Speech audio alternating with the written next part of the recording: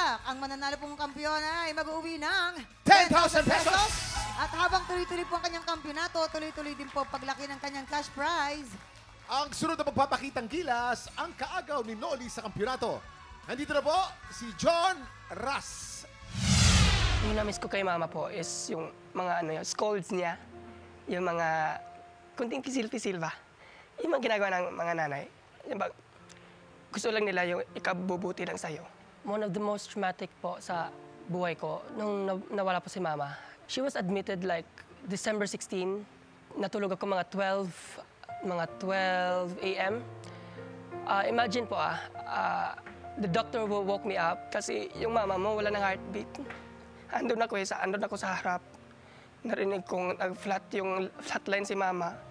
Mama, I love you. I hope you're happy sa achievements ko. I hope na at least sana, ito yung wish ko kay Lord talaga, at least malang naabutan mong nag-viral ako, nangyari to lahat. Para at least alam mo na, na-fulfill lahat yung mga pangarap mo sa akin. Pero I love you, Mama. This is all for you.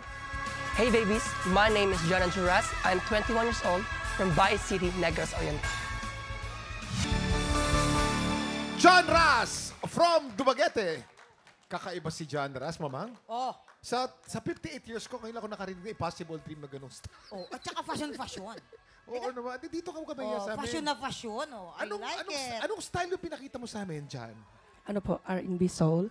Ano, R&B. Pero sinong idol mo na R&B singer? R&B singer, Whitney Houston and Luther Vandross.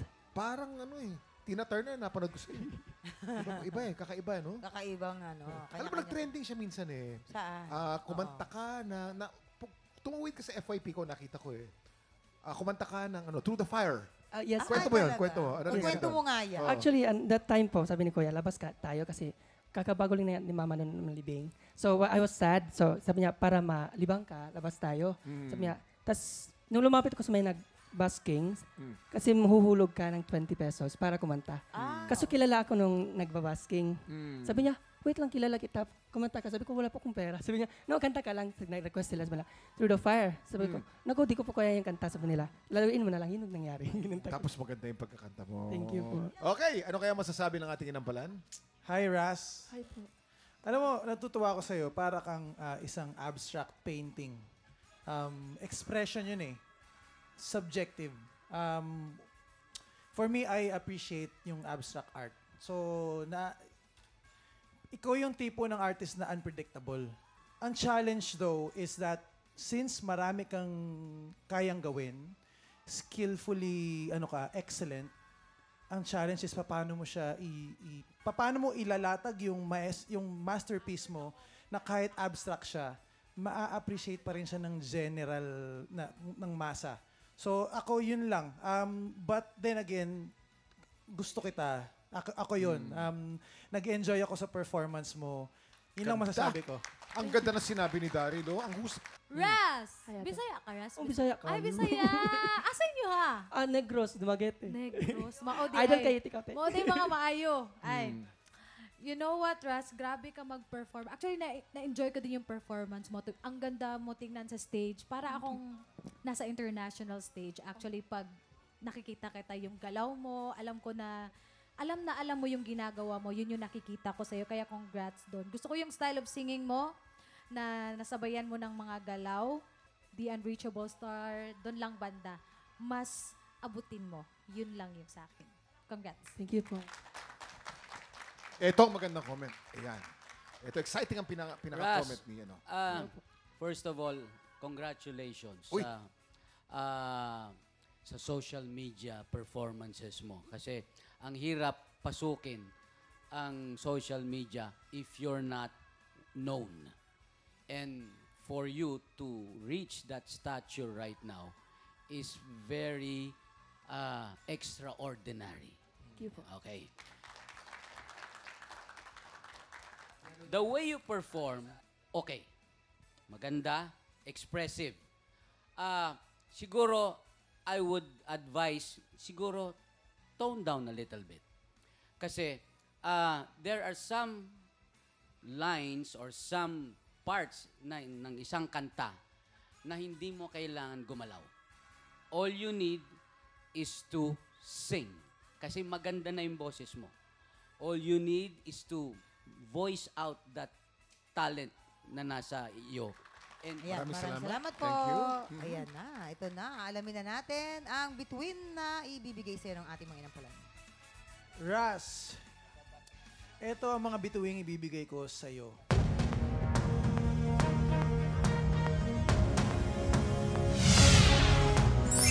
Four stars. Pataas.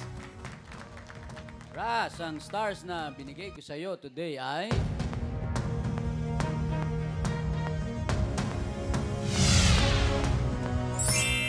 Three stars. Maraming salamat sa ating inampalan. Salamat din, Ras. Pumwesto ka na. Puesto ka na. Push na yan. Nakuha na namin ang mga score ni Jessica. At bago natin i-reveal ang total scores ng dalawa nating kalahok, Jessica, paano nyo na-desisyonan ang labang ito? Ito na nga, Kuya Kim, may 5 na tayong finalist, diba? So yung nanalo today ay yung may refreshing na tunog. Bago. Ay, bago. And we're very excited kung ano pa yung kaya niya ipakita dito sa tanghalan ng kampiyon. Kaya aabangan namin yung susunod niyang performance. Ay. Maraming salamat, Jessica. Kilalanin na natin ang ating kampiyon ngayon.